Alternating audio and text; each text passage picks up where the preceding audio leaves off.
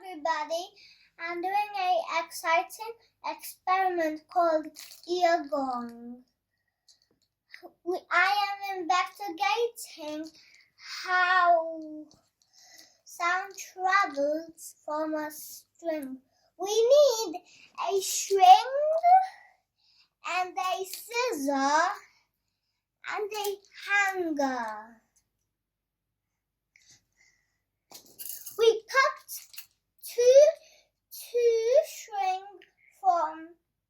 We cut two strings, then we tie it on the hanger, then we tie it on our finger, then we put it into our ear, and when we bang the hanger, we can hear a sound.